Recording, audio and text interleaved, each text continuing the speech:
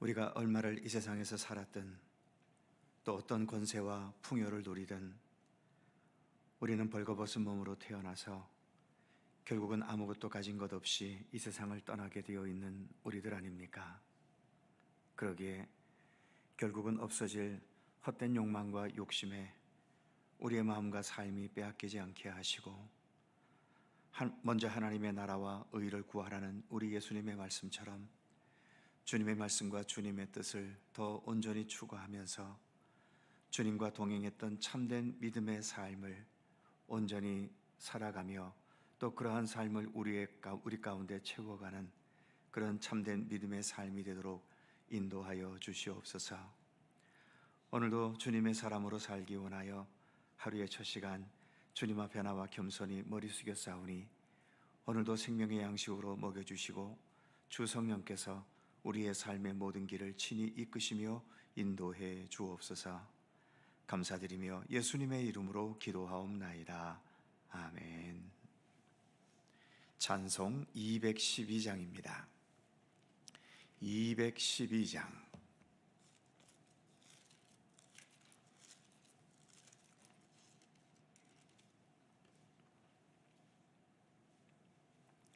(212장) 함께 찬송합니다.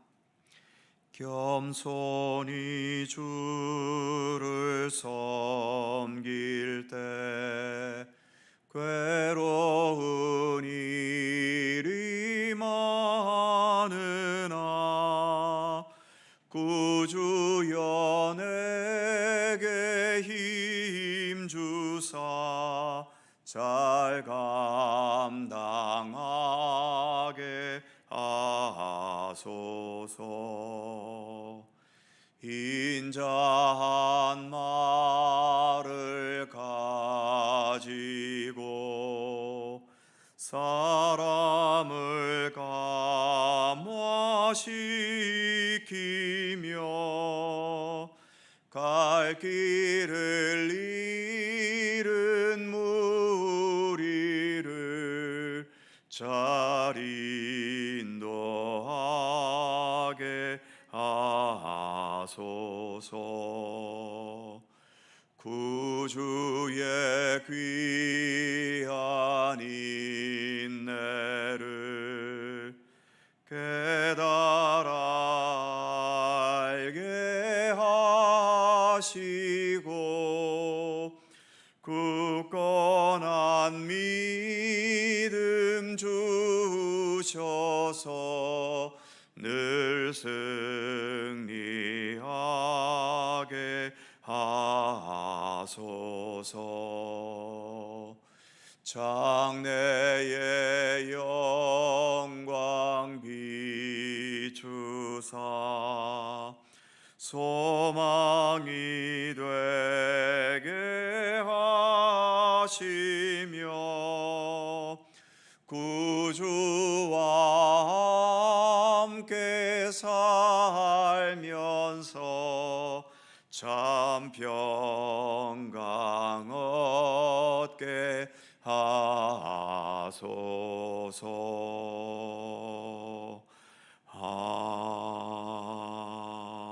아멘.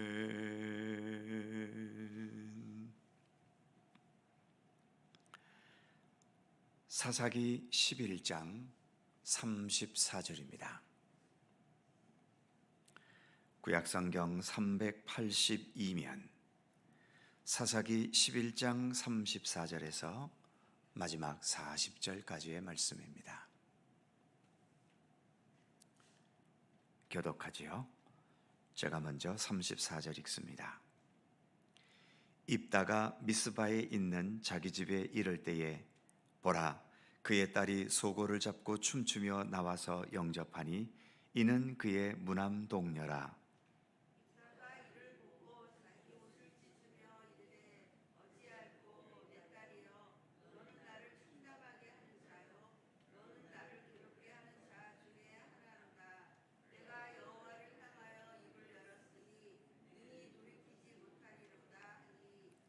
딸이 그에게 이르되 나의 아버지여, 아버지께서 여호와를 향하여 입을 여셨으니 아버지의 입에서 낸 말씀으로 내게 행하소서. 이는 여호와께서 아버지를 위하여 아버지의 대적 암몬 자손에게 원수를 갚으셨음이니이다 하니라.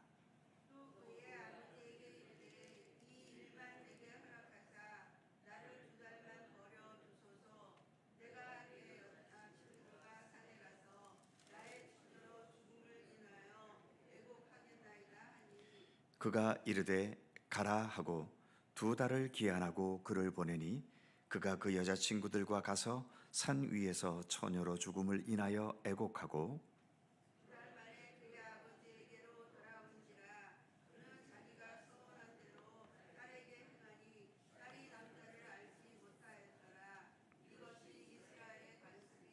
다 같이 이스라엘의 딸들이 해마다 가서 길르앗 사람 입다의 딸을 위하여 나흘씩 애곡하더라. 아멘. 오늘의 본문은 참 안타깝고 또 마음이 무거워지는 내용이지요. 하나님의 부름을 받고 주님의 일에 최선을 다해 참여했는데도 결과는 너무 아프고 고통스러운 결과를 가져왔기 때문입니다.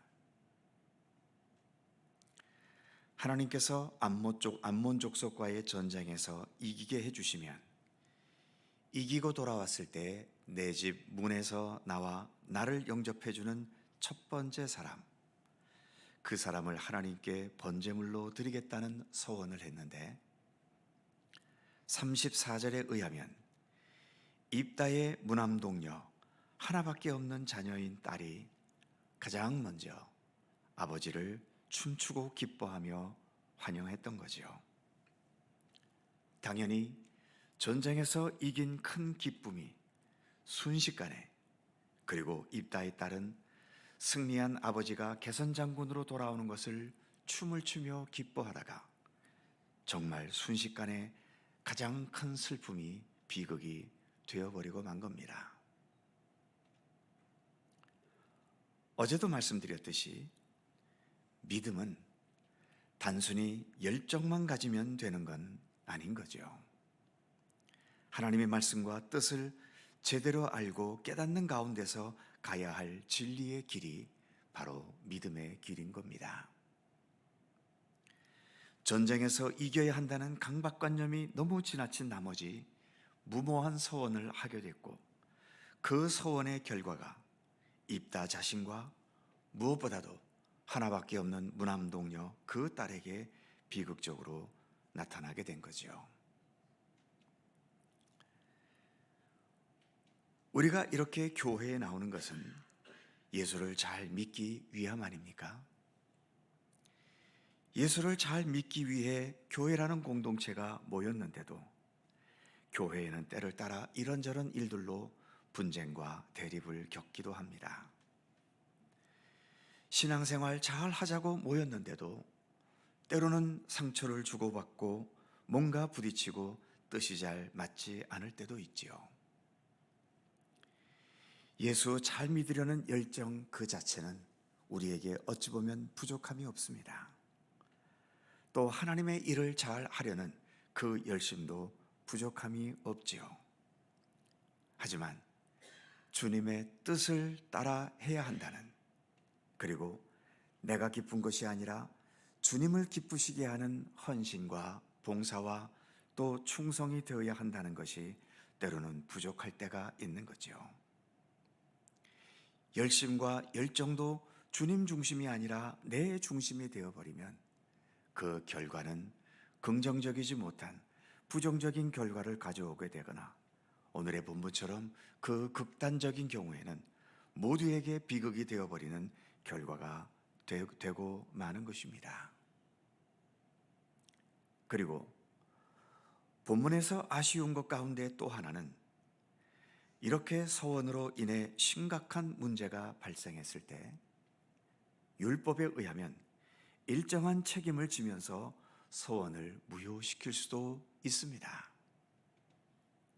과연 어느 율법에 사람을 번제물로 드려도 된다는 내용이 있었겠으며 사람을 잡아 죽여 번제로 드리겠다는 서원은 반드시 지켜야 한다는 규정이 어디에 있겠습니까?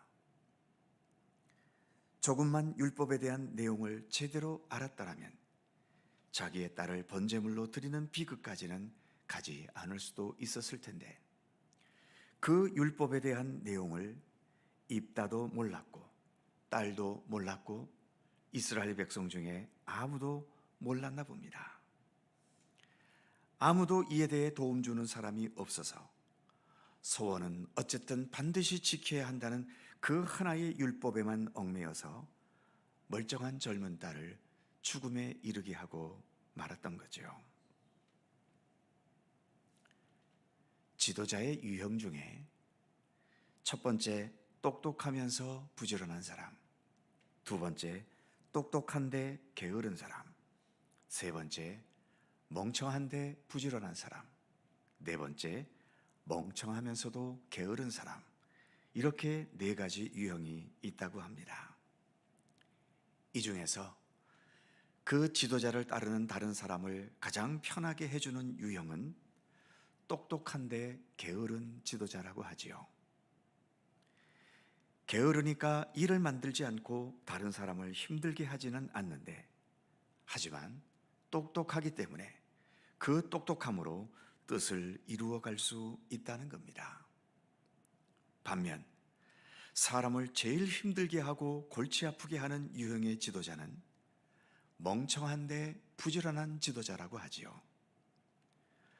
멍청해서 아는 것도 없는데 부지런하니까 일은 버려놓고, 그러나 멍청하기 때문에 일도 제대로 이루어가지를 못하고 다른 사람만 힘들게 만든다는 겁니다. 오늘 본문에서 서원의 문제에 있어서만큼은 입다는 멍청하면서 부지런한 유형이라고 할 수 있는 거죠. 하지 않아도 되는 서원을 굳이 했고 그 결과로 모두를 힘들게 하고 있으니까요. 그래서 어제에 이어서 반복되는 말입니다만, 믿음의 길을 가는 것에는, 그리고 하나님의 뜻을 위해 충성하고 헌신한다라고 할 때에 가장 먼저 있어야 할 덕목은 겸손함이라고 하는 사실입니다.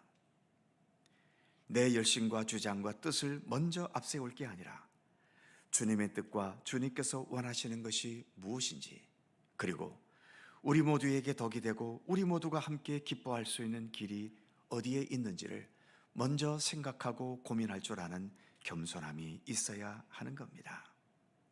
그 겸손함 속에서 하나님이 어떤 분이신지, 무엇을 원하시는지, 무엇을 기대하시는지 더 진실하게 배워가야 하는 것이지요.